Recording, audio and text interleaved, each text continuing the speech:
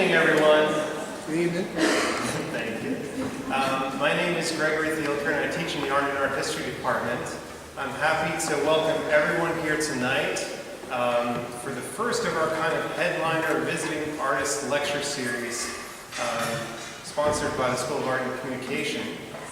This is the first of 6 really distinguished artists and scholars that we're going to be featuring this year in different places across campus. Obviously, we're here tonight to see Tim Rollins speak. And rather than too much more introduction than that, I'm going to leave it to Assistant Professor of Art Education, Lisa Lejevic, who will talk to you a little bit about Tim before he gets up and shares his work with you. So, thank you.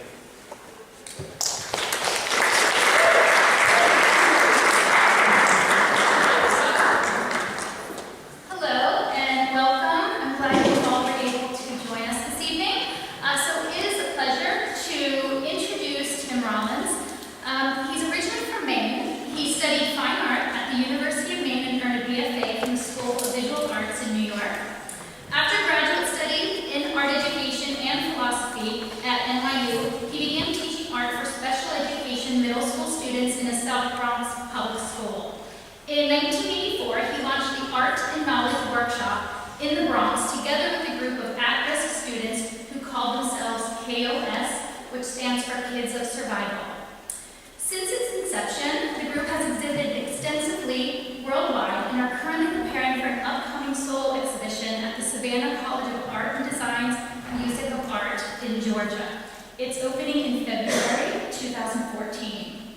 Additional exhibitions included presentations at the Studio Museum in Harlem, which was in 2013, Hayward Gallery in London, 2012, the Smithsonian American Art Museum in DC in 2011, and the Whitney Biennial in 2006. A retrospective of the group's 20-year career opened at the Tang Teaching Museum and Art Gallery at Skidmore College in 2009 and traveled to the Frye Museum in Seattle and the ICA Philadelphia later that year, which I was able to attend the opening, and I just talk, and ever since then I was thinking, how can we get him here at TCNJ? Because I was blown away with what I heard and saw. A fully illustrated hardcover catalog, co-published by the Tang Museum and MIT Press, accompanied the exhibition. The group's work is represented in nearly 100 prestigious public collections, including the Museum of Modern Art in New York, Hirshhorn in DC, the Tate Modern in London, Smithsonian Museum of American Art in DC, and the Dallas Museum of Art in Texas. Tim Rollins and KOS are based in New York City, and it is my pleasure to introduce Mr. Tim Rollins.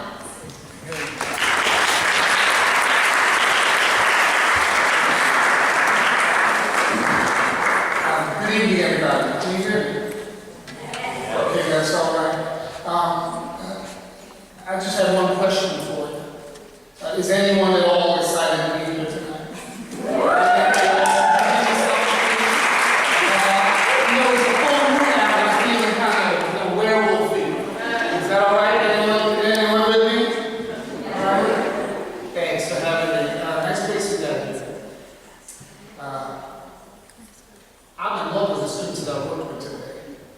Something very special about you. And I think you're going to be wonderful, excellent educators. And everyone said, Tim, we want to hear your story, how you got into all this. And do you mind if I tell you the story? I'm just like fire, retired, have a little time to talk. But do you want to hear my story? Yes. All right, here we go. All works of fine art are like a time machine. And when you're in front of them, and you don't move, and you let them look at you as opposed to you looking at them, they conflate the past into the present experience that you're having, and hopefully into your future as to what you're going to do with the rest of your life. Are you with me? So do you want to come in my time machine right now? Talk to me about this. All right, thank you very much. Here we go, here we go, here we go. Here we go. It is September 11th, 2001. And I'm in the studio in Chelsea. We have one in the South Bronx, one in Chelsea. 26th Street, 9th floor, looking south. are working on a big, beautiful painting based on A Midsummer Night's Dream, written by William Shakespeare. When? 1600. Oh, very good. You remember that. First performed where? Globe Theatre. Say it like you know it. Globe Theatre. Right, where? London. Who wrote the incidental music to A Midsummer Night's Dream when he was 16 years old in 1826? Mendelssohn. Mendelssohn. See that? That's what we did today. Okay, got it? You can follow with me. And where they're making this beautiful painting based on A Midsummer Night's Dream. It's here on the wall facing north and on the wall facing south, head to tail, top to floor windows, looking down towards what was the World Trade Center. It is around 9 in the morning and it hits. And we don't know what's going on. And I go to Ricky, call Ricky. Wow, World Trade Center's on fire. That's scary. Right? We try to get the radio on, see if something's happening, and then the second plane hits. And we're like, wow. On the north side, right, you have this beautiful thing of beauty. And on the south side, we're looking at the most unimaginable form of destruction that you could come up with. And on the north side, beautiful painting made in collaboration with 50 school kids in South Bronx, Harlem, Lower East Side. And looking south, what is now is two big plumes of haunting smoke, these columns of destruction, two poltergeists. And at that point, I thought I knew what this art thing was all about. I looked again to the north, and I looked to the south. I looked at their life, and I looked at death. And it's that moment when Rick and I look at each other and we go, now we know what side we're on. Get it? What side are you on?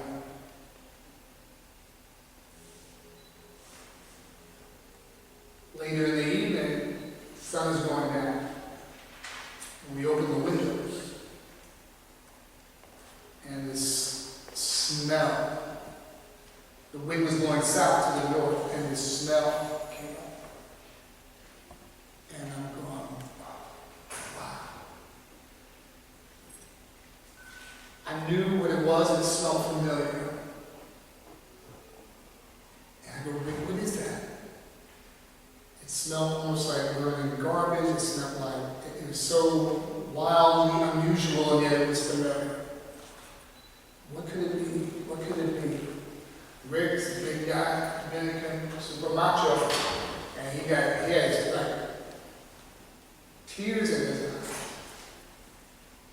And he goes, Tim, don't you remember? That's what our neighborhood smelled like every day when we were little, when we were young, when we first met when I was 13. He was just about to turn 30 the next day, have a rotten birthday. That's what the neighborhood smelled like every single day. Back in the machine, let's go to about exactly the same time, on September 11th, 1981. And I am just out of our head, went to School of Visual Arts, from the hills of Maine to the Greyhound bus, to Hotel Chelsea, went to New York City, studied with people like Kossuth and met Warhol and Rauschenberg and all those cool. I was all of that, right? Out of grad school, I was going to be a teacher, right? And you know, I was so obnoxious, all right? This super white hillbilly boy from rural Maine in the big city, and I was going to be the greatest teacher on earth. I thought I was the white Sidney Poitier to serve with love. Remember that movie? Miracle Worker, remember that? The Helen Keller one, Wawa, she was Wawa. I was Michelle Pfeiffer in Dangerous Minds. I was Violet Forrester. You know, I got talking to teachers and educators. Although, you know all those movies that make you cry, those teacher movies, right? I was all of that. And this dynamic Puerto Rican American principal named George Gallegos saw me in action. I was all over 23, 24 years old, and I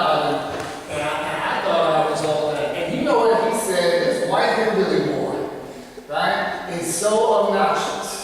He is so arrogant. He is so idealistic. He's so enthusiastic. He is so naive and clueless. I'm sure that we can talk him into coming to our school and at least for 2 weeks come on in and help us get an art program going in our school. Intermediate School 52, Kelly Street in the South Bronx, 1981. And of course, I was all that, that magnanimous missionary type, that I'm a Yankee, I'm going to give something to the community. Let's be real, I'm going to work with brown children for 2 weeks and talk about it and brag about it at cocktail parties and art openings for the rest of our lives, right? That's how some of us are. And I said, sure, I'll come on up. Where do I go? And he goes, take the subway train, the number 2, uptown, to Prospect Avenue. Prospect Avenue. Some of you know what I'm talking about. Prospect Avenue sounds so nice. Ain't that cool? Prospect Avenue. And I said, sure, I'll come on up and I'll do it. Cold, crisp, autumn day, kind of like today. And I'm on the train. And you take the train all the way to going uptown, place and it goes on the elevated, so you come out of the tunnel and you go up on the elevated tracks. And you hit Jackson and then you hit Prospect Avenue. And I couldn't believe what I saw. Miles and miles of devastated, empty, burnt out buildings, tenement buildings. You could smell the neighborhood before you got off the train. And it was that 9/11 scene. Fire over here, fire over there. Crackhead over here, over there. Packs, literally packs of wild dogs, 30 of them, run by one alpha dog running through the streets. Sirens.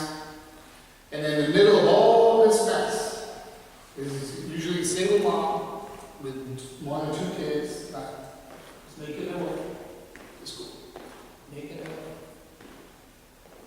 8 in the morning, making their way, 8:30 classes start. And I'm like, man, that guy said 2 weeks. Promised 2 weeks to be here. 2 weeks. And I'm looking at this. You could hear the school before he even got in there. The pandemonium was extraordinary. You open the big metal doors, go through the metal detector. I go into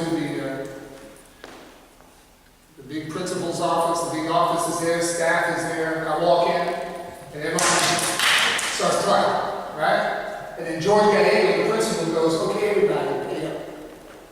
Pay up. They had they had a pool, and they had a betting pool that I'm not making. The 4 blocks of Prospect Avenue to the front door of IS-52 on Main Street. And they were, Tim, we're so glad you're here. Wow, this is great. Let's get started. We're so excited. Guess what? We got you a room. What?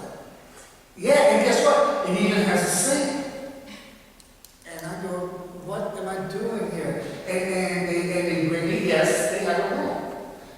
The problem is you had 4 or 5 floors. The first 2 floors were shut down because they were so debilitated and ruined. So you had 3, you had a school that needed 5 floors crammed into 3 floors. They were doing classes in the bathroom, in the hallway, in the lunchroom. I did have a sink. The problem is the sink did not have a drain. It had a big white plastic spackle bucket. And then the water would go through there. Third world countries had it. I go, thank God, only 2 weeks. And I'm looking in the room, there's no windows, they've been boarded up with cracked, scrap plywood, and on the plywood was horrible, bad, you call them tags, graffiti tags, that the kids had made. This is old school, where they would take roll-on deodorant, remember what that stuff was? Right? And they took the bubbles out and would fill it with ink, and then with erasers stolen from the blackboard, they would bend the felt, stick it in the top, so you had this big super magic marker sign. That was all over the flyer. But the most interesting thing was to look at the ceiling. And the ceiling must have been, like, 15 feet up. And I'm looking up, and it's covered with pretty good tags. Tons of this graffiti, all done in charcoal. Big vine charcoal. You can tell it was done. I go, George, these kids are kind of small. How the hell did they get up there? They're like 12, 13 years old. He goes, well, the previous art teacher didn't have much control over his class. I go, no shit, Sherlock. And then, you know, in the old schools, they don't have air conditioning, so they had the big, tall windows, and they had the long wooden poles that you would pull down. Yeah, so the older folk was there. And then you pull down and get some air. The kids had taken big chunks of charcoal with masking tape, tied it and wrapped it around the end of the pole, and then just did this, right? The teachers would go, hey, that's like how it is. It was like, you know, Lake Matisse. You ever seen those photographs of Matisse in his deathbed, his drawing way up on the ceiling? And I go, you know, Lord, I mean, George, if these kids are that diabolical in being this creative, then maybe we got something here, right? He goes, I really hope so. I really hope so. Now, I was smart, and I came armed, all right? Because when I was in the South Bronx in 1981, the most amazing thing is that the town, the neighborhood, was on fire, literally, but was also on fire culturally, because I was blessed to be at the beginning of the hip-hop era. And no, it did not happen in LA. It happened in the South Bronx, in our neighborhood. And this is the great heroes, not necessarily the basketball players or football players. We didn't have money for sports. Everyone carried around their black book like a badge of honor, right? And it was Africa Bombada, and it was Zulu Nation, and it was Grandmaster Flash, and it was a treacherous street, old school, real old school. And it was a fashion folk, and the spoken word folk. So in a very funny way, it was the greatest time to be an art teacher in the history of New York City, because I was a hero just for showing up and being there. And so that was the situation in the air. So here they come. I brought a boombox. This was even before CDs, everybody. Okay, so we're talking cassette tapes. I'm dating myself. And I brought tons of Xerox paper that I liberated from a burnt out science teacher down the hallway. He wasn't burnt out because he was never on fire in the first place. And here they come. Boom, boom, boom, boom, boom, boom, boom. Special class, right? I have them for now. Boom, boom, boom, boom, boom, boom, boom, boom, boom. Big metal doors. Bang, bang, bang, bang. And then they come. Boom. And I'm smart. I had one long table so I could, and they're like that. And they're looking at me. And they're like, oh. You know that movie Gremlins? They were like that. And they're like, oh, man. Carlos, he's like one of the middle. He's an alpha dog. He goes, oh, look at him. Oh my God, he's young. He's so white, he could get a boom burn. Who's gonna make him cry first? And I had enough training in my student-teacher situations to take advantage of it for young educators, right? And I put it in, I will teach you. Right, one time I teach you this is the death mask face. Touch.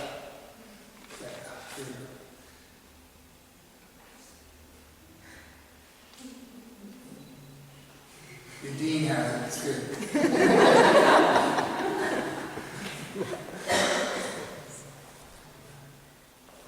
Kind of like that. Fast mode. Yeah. Oh shoot, you crazy, don't mess with me. I said, listen, I hear you're pretty good at art. This is what we're going to do. I do it to this day. I took paper, bang, bang, bang, bang, bang, bang. Brought my own pencils, Mongol number 3, the dark ones, the cheap ones, but they work. Boom, boom, boom, boom. Teachers had to bring their own toilet paper, all right? That's how the school was. Boom, boom, boom. And I laid it down, and I said, this is what we're going to do in the next hour. We're going to make the best drawing you've ever made in your entire life. Now. No question. And then now. I said my favorite word in the universe is now. Now. Put on the boombox, blasting, and guess what? They did it. Yeah. Like we did in the workshop today. Half hour. 20 minutes. 10 minutes. No. 5 minutes. No, come on. No. You don't want that. Boom. Done. The hour evaporates. And I'm walking and I'm looking at this stuff. And I see graduate school students, whatnot, and my church would call it shower material. I'm trying to be cool.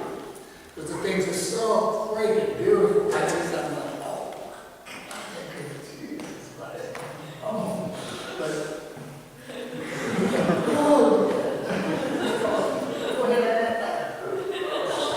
and so and we're done. And they look at each other's stuff, and oh my God, this is the best thing I've ever read in my freaking life. Oh, this is great. This is great. And everyone's all excited. And I'm like, okay, And they go, can we ask you a question? And I go, what? And Carlos is in there. He goes, we're good, ain't we? I go, no, like, hell no, we're real good. And guess what? You know we're good. Why? Because it's written all over your face. Can I ask you another question? And this is junior high, so I go, if it's appropriate. And they go, are you going to stay or are you going to leave like all the rest? Oh, manipulative little so-and-so. Big eyes at home. And I'm like, I don't know, I'm only here for 2 weeks. Can we ask you another question? What? And here it goes, You know, would you stay? I hear that when you are dying, that your life passes, your whole life, before your very eyes, or you're laying there, right? And you go through your whole life. And at that moment, that's exactly what was happening. My whole life was passing by. I was hanging out with rock stars. There it goes, Studio 54 every other night. Oh, there it goes, right? Oh my God, my friends, oh, there it goes. I have to tell you right now, especially for the young educators in here, I listen to the voice. And it's not a loud voice. It tends to be a whisper. Say it.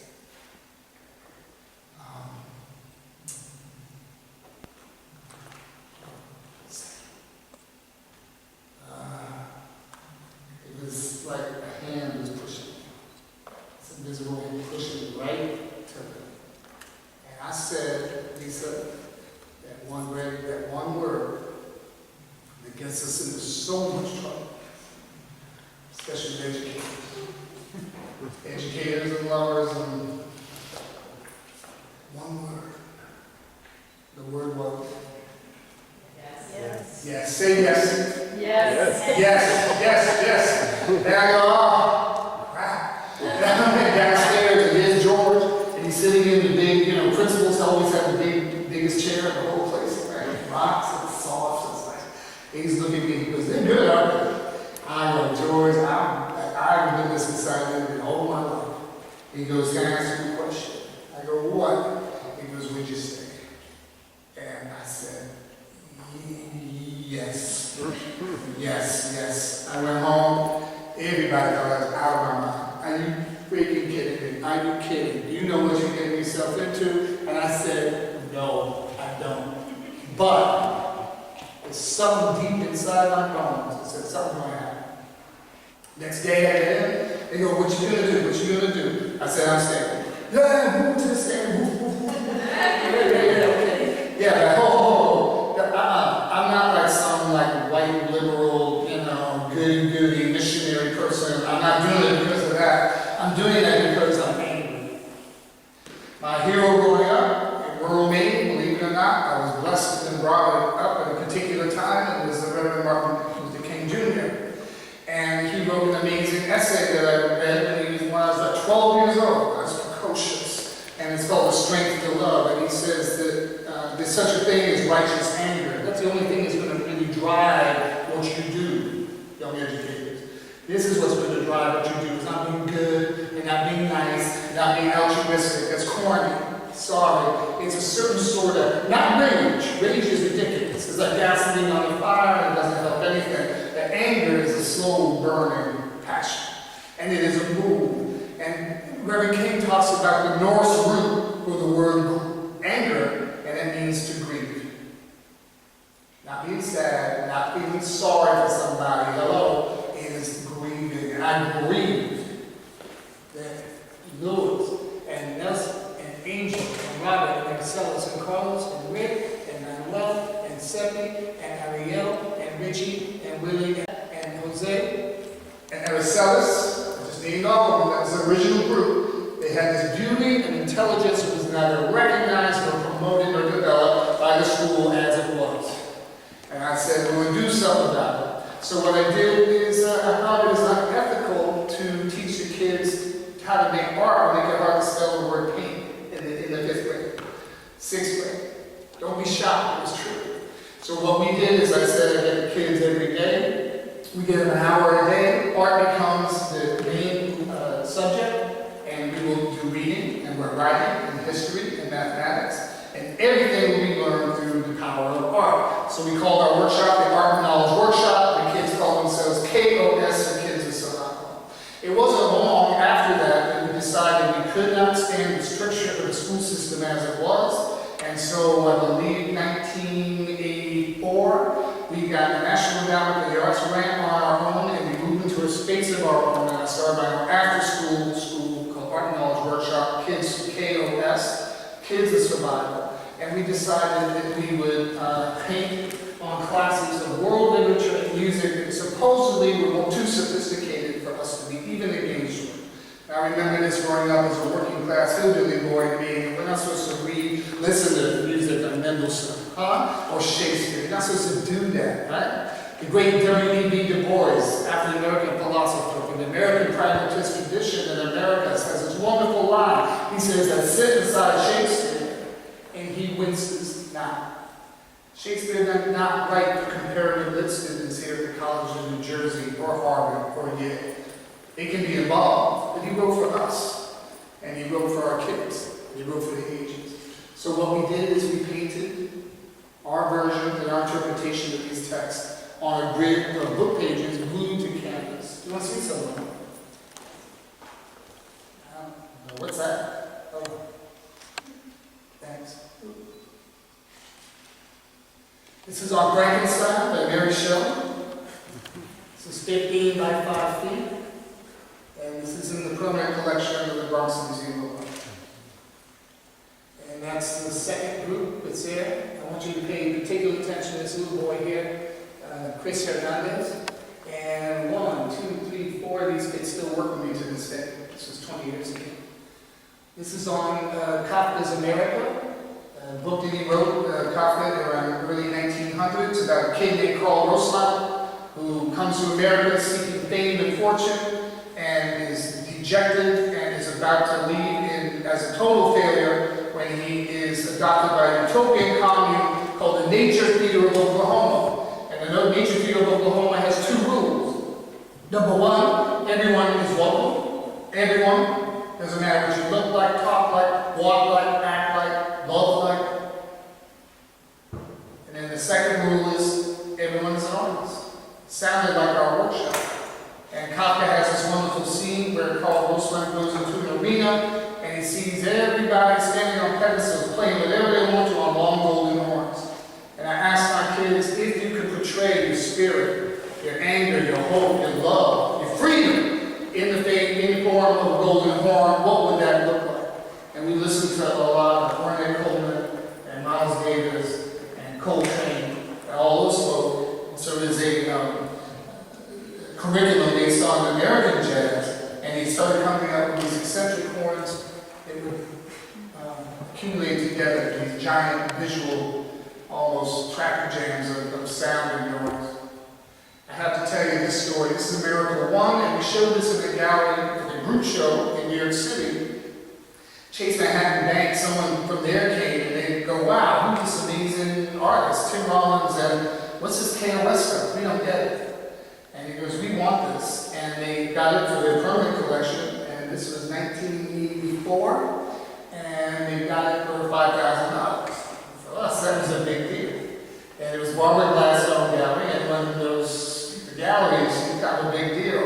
I said, Barbara, could you do me a favor? They take 50%. Could you write me that check for $2,500? This is on a Saturday, because I got to show it to my folk. I call my kids my folk. So I went and I took the check, and I go, hey, everybody, look what's up. And here it is, $2,500, Tim Rollins Art and Knowledge Workshop. And And frankly, Darnell Smith, I'll never forget it, he goes, damn, white folk will buy anything. Let's make some more. And that's our career was born. So he's married for 7, at Fifth Row, it's the Museum of Fine Arts in Boston. What's amazing is that the museum started requiring the work, and so we made history. I always told the kids in the beginning, I said, I'm not here because I'm nice, I because I'm angry, and deep down in my soul, I think we're going to make history. I know we're going to make art, but something told me that we could possibly make history, and that we did. This is on the Scarlet Letter by Nathaniel Hawthorne. Yes, this was all done by a crazy white guy and kids from the poorest congressional district in the United States. This is based on White Alice. This is at the Lewis Carroll. This is on the Frogs by Aristophanes. Death and Transfiguration by Richard Strauss. I hope you don't know any of these folk and you check them out online. This is a lecture. This is on Incidents of the Life of a Slave Girl by Harriet Jacobs. Are you getting it? I'm compiling 25 years of work. This is on Adventures of Huck Finn. And this is on Midsummer Night's Dream by William Shakespeare. And that's what we worked on in the studio today. And if we kept going, we would have gotten to this. It was amazing. Let's go back into my time machine, and we're doing really, really well. It's 1993. And we just got back from Venice, and we're on the cover of our farm, and filmmakers are making a movie about us. We got the Emmy Award, front page of the New York Times. Everybody's going to Europe. All my folk are in Gucci and Armani, and we're making people sick. Everybody's going to college. We got our own big studio in the South Bronx, and getting another one in Manhattan. And I'm in London, and we're getting ready to do a big exhibition. And I get a phone call since Valentine's Day, the day after, because it's 6 hours ahead of time. And this is 1993. And we're all there. And I get a call at the Four Seasons Hotel. And Tim, it's Rick from KOS, and the kids. He just emailed me right now. He just turned 42 last month. It's incredible. And he goes, Tim, it's an emergency. And I hear it on the voicemail back then. And I said, I have to have dinner. So I went to a dinner, very fancy restaurant. So people had just flown in from New York. And they asked me what I did. And I said, I'm an artist and happen to be an educator. I'm based in the South Bronx. They go, oh my God, did you hear what happened? I go, what are you talking about? And they go, well, we just got back from New York and the whole town is talking about the St. Valentine's Day massacre. And I'm like, well, what's that? Oh yeah, it was awful. There's, 6 people were murdered in an apartment in their neighborhood. I go, what street was it on? Prospect Avenue. I went, wow. Now at that point, I get very defensive in my neighborhood because it's not all boom, boom, and bang, bang. And actually, at that point, there was a huge renaissance. KOS and I were a part of that renaissance. I was quite defensive. And I'm going to share with you what I said. I don't tell this to everybody. I'll tell this story to everybody that you need to know, especially so many young people here. And I said, well, you know what? If 6 people were all murdered in an apartment, probably had to do the drugs. And they probably deserve it.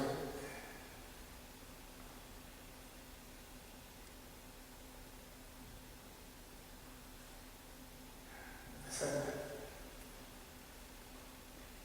And we had this amazingly expensive, fabulous meal. And I go back to the Four Seasons Hotel. And 5 messages at the front desk. Rick, call home. It's an emergency, really, really important. And I call, and Rick goes, Tim, they got Chris. That little boy you saw, Chris Hernandez. He's our youngest in the group. He was like 13, 14. I go, yeah, the high school of art design in New York had just accepted him. He just got out of special Chris got in. I know, they got him. High school partners, I got him. Right? Yeah, right? He goes, no, Chris has been murdered. He was one of the kids in the apartment on Prospect Avenue. I didn't make the connect. That's where Chris lived, in the project. And I saw him feeling. I remember, I'll call you right back. I hung up the phone. I sat there. I don't know how long I sat there. Felt like a day. Probably was like half an hour. And then I picked up the phone and I go, Ricky, this is a nightmare, right? This is not real. I'm not talking to you, am I? It was Tim. Yeah, you are talking to me. And we need you to get home right away. Some reporters are here. What? They're all in the studio. It's crazy. Hurry up. Can you come right now? I remember being on the plane, an emergency flight, flying over. There's this horrible, stupid movie. The minute the movie came on, it was Last of the Mohicans. Right? Daniel Day-Lewis, and you're not even 5 minutes into the movie, and they'll shoot each other's heads off, chopping each other up. I remember taking the airplane pillow, that little pillow, and putting it in my face the entire way. And I go in the studio, and the place is covered with reporters. It's crazy. Univision, Telemundo, New York Post, all the kind of crap papers. The Times would follow, but they weren't there. Neighborhood people, detectives. Why were the detectives there? And I said, what's going on? And they're taking pictures. Carlos falls on the floor weeping. And I go, what are you guys doing here? What's going on? They said, this is an incredible story. Chris was the youngest. He was 15. They shot 5. They shot a mother who was in a wheelchair. They shot the drug dealer they were after, right? And they used Chris as a decoy and shot the 3 sisters. Face down. Execution style. And I'm like, I want you bastards out of here. You can't lie. This is a great story. It's that he was my kid. This is my son, man. I mean, you should have seen the painting that he just finished.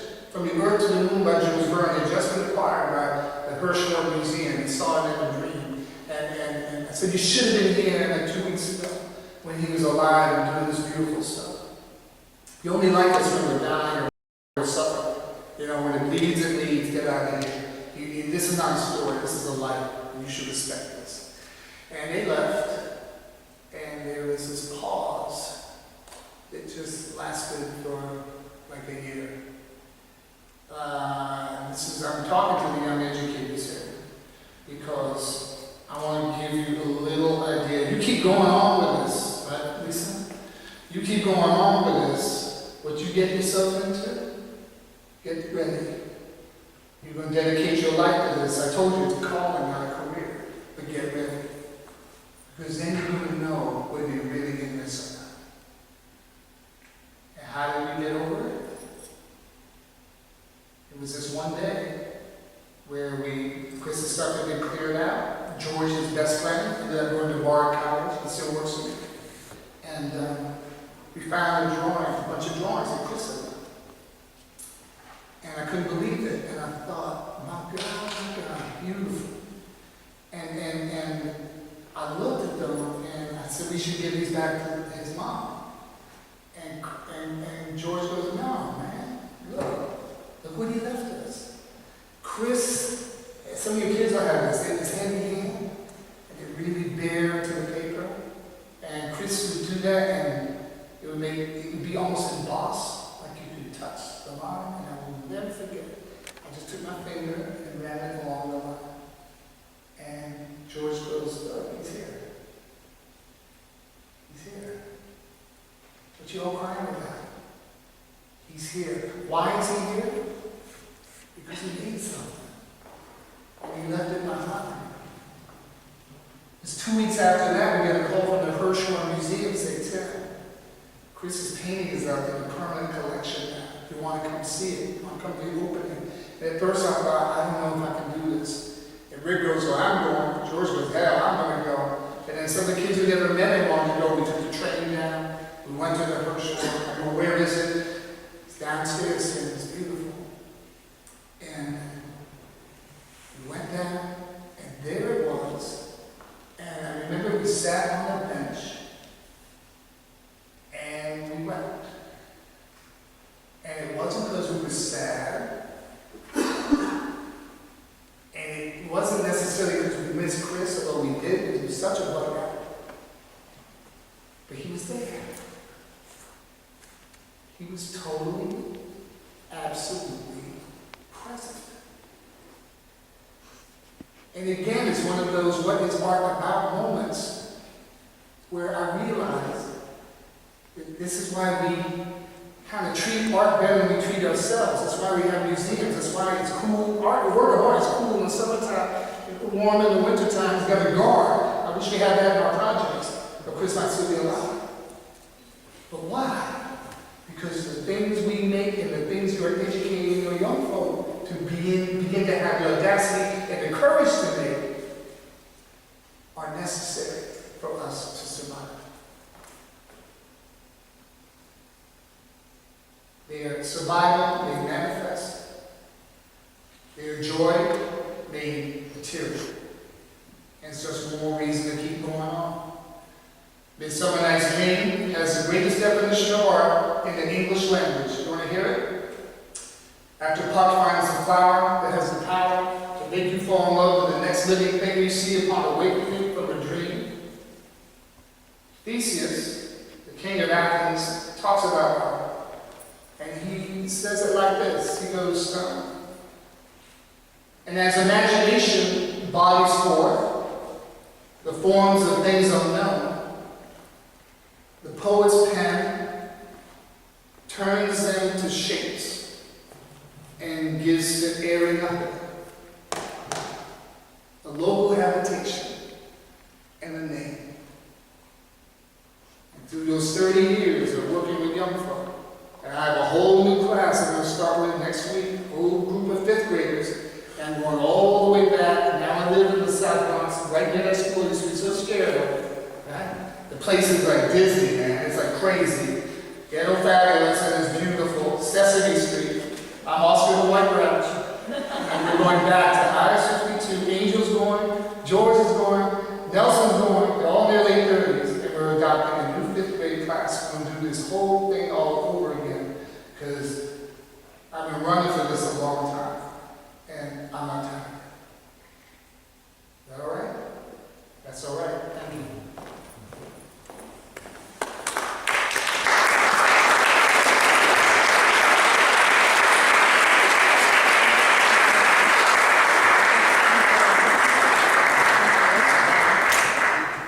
We have some time.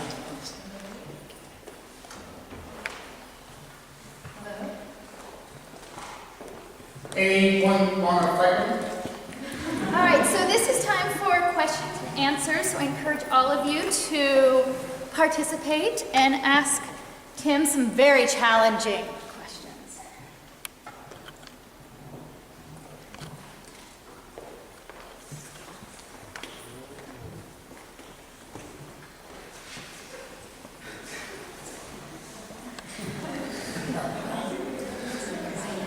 I don't know, you might. Did you regret saying that they deserved it in the apartment? I regret it every day of my life. I was a fool. I did it, I know why I did it, I know why I said it. Is constantly when you're working in a neighborhood and it is integrated in my being, so that's my home. So your home might be messed up, and you don't want to hear about it in the dinner party. Right? And also I want to contradict that horrible stereotype that everyone had of our community. That's all you ever heard, you heard the name. So that was my defensive response. And then I was totally ashamed when I got home and I found out what the real deal was. And but the interesting thing is after that incident, I moved to the neighborhood. I was living in Chelsea. And the irony now is that I live in the neighborhood and now I commute to Chelsea where our big studio is back and forth. So it's that community. I said I had to go. And we had to work with, get rid of the bad cops, get rid of the drug dealers, get rid of the bad school administration, which we did.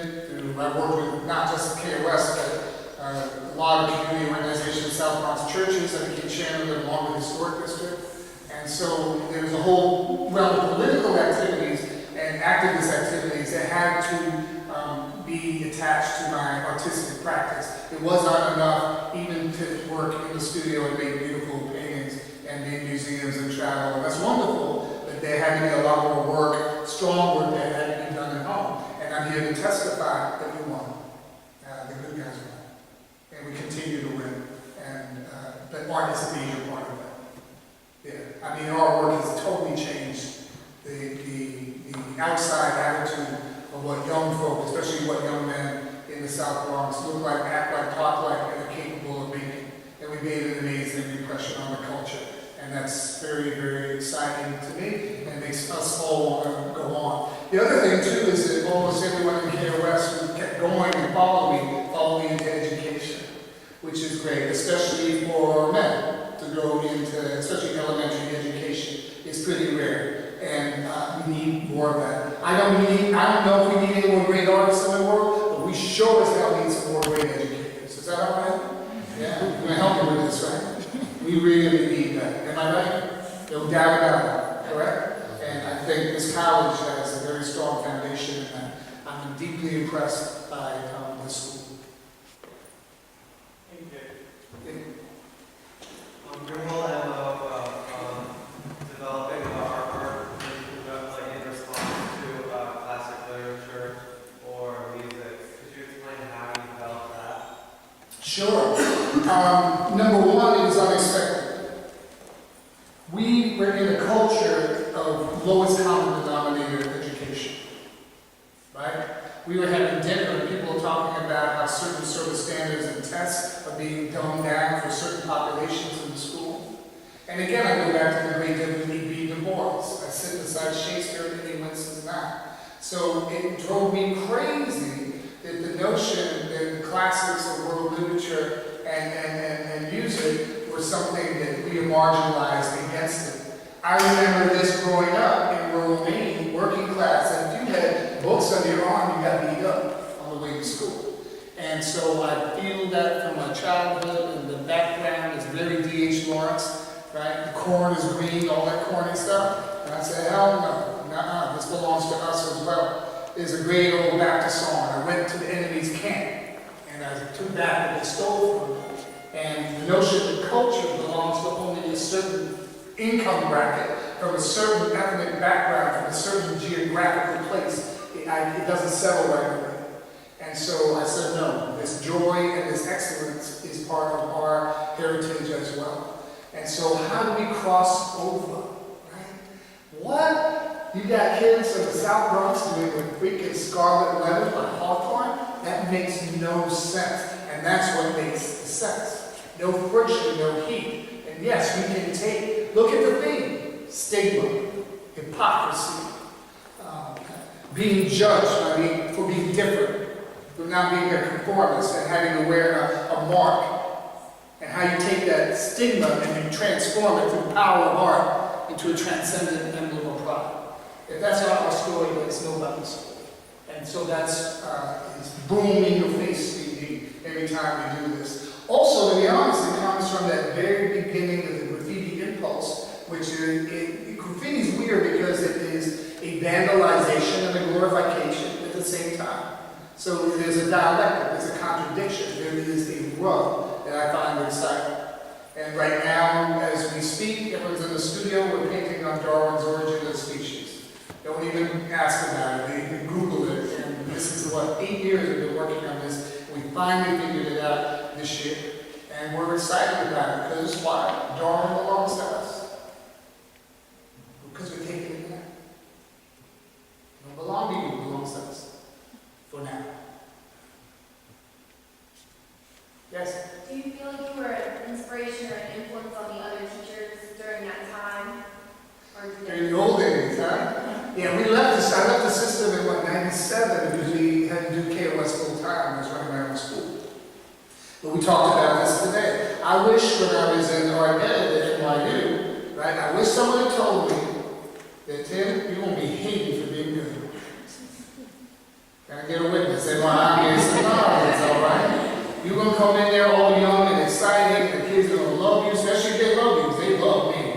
And I love them. And boy, the old people that didn't want to move, and didn't want to budge, and just showed up with a paycheck, the relationships in the community was 20 feet from the car parked outside to the front door. That's it. The only time they ever saw a parent on the street, they had to wait for dreaded parent-teachers night, which was so awkward and uncomfortable, none of the parents would show up, all right? Because it was so weird. And so there's no genuine organic relationship to the community or to the families who have concerns, right? And so I would say this. You had 1/3 that loved me, right? And they tended to be the other really great teachers. And then you had the 1/3 that just didn't care. They were vegetables, basically. They showed up and they did their thing. They didn't get in the way, which is nice. Then you had 1/3 that were evil. I mean evil. Like junkyard dog. Evil to try to sabotage you, lie about you, everything around it. So what you do, the game is how to defeat the evil, right? And you know how you defeat them? You ignore them. You go under them, you go around them, you go over them, you gotta be a box, and you just jump around and just get your work done with the kids. It's between you and the kids in collaboration with the parents and the instructors who really care about them. And that's part of your skill. I don't think they have a class in your curriculum yet how to get over on administrators. I would love to teach that. That'd be a nice seminar that just share all the ways I did it throughout the year. But I mean, we were at a point actually at the end where we were getting reviews in the New York Times, right? Saying how great the paintings were, and no one on the faculty or the staff even knew. Why? They don't read the New York Times. Ouch. No. They weren't even in that intellectual realm whatsoever. It was too advanced for them. I'm going to be honest. It was hilarious, right? So and they didn't even know what this was going on until we got to the point where it was quite obvious, and then we had to find our own space. And then by that time, I was out of a particular system. I want to tell you something really weird, too. When I was a full-time teacher and getting paid, what, maybe $18,000 a year before taxes, right? I left, and after that, the board of ed and the city of New York would call me constantly. I would maybe get $200 a week. I would get $200 an hour as an outside consultant and an expert coming into the school. What is the lesson of that? If you work for us full time, you must be not worth much. Right? In the same school, with the same kids, under my conditions, with my own materials. So that was a bizarre twist in culture. I don't want to be too negative because a lot has happened that's much, much better. That's why I don't have any problem going in as a visiting professor at Intermediate School 52, going back because it's now been divided into 4 charter schools. It's pretty cool. They're very excited. The story is amazing. I live 2 blocks away, and I have kind of a legacy in the neighborhood after 30 years. So no one's going to mess with me, trust me. So once you establish that dynamic, it takes a long time. But yeah, don't be good, you have to be excellent, and just, get ready to fight. You're not going to get awards and rewards. It comes eventually, but don't do it for that. The reward is very corny, is in that relationship you have with that young person, and watch them run. Nothing like it on earth. Nothing like it on earth. As I said earlier, you're going to go home, and you're going to cry, and you're going to laugh, and you're going to go, oh my God, but you're not going to lay in bed and say, oh, I just wasted the whole day getting a whole bunch of money for some asshole that don't even care. Like a lot of corporate firms do. Yeah, you did something. And the impact, whether you know it or not, you probably impacted some kid right now. He or she's thinking about you, okay? And what you said, and how he or she can please you the next day. And you don't even know what's going on. You. I'm feeling it. You. Yeah, you. I know. And you don't even know. You don't even know. Today I got a phone call, right, Lisa? And I had to take this call. Nelson Montes, one of the first kids in there I haven't seen for 12 years, as a construction worker in Syracuse. He was great, and he kind of lost his way, and I think he did some jail time or whatever. And then now he's back, and he said that he's going to come visit this weekend. He wants to see everybody and see what we're working on. And guess what? He don't know it, but he's going to help work out the paper this weekend. he doesn't know, it's gonna be like, it's all right. And then we'll share what we learned and what we went through. So, isn't it exciting? You have no idea, I know you're tired, I know it's the Wednesday, but you all should be excited. Okay? You should really be excited. Because look at Chris's example. Yesterday's a canceled check, tomorrow's a promissory note. And I'll be honest, that changed my whole life.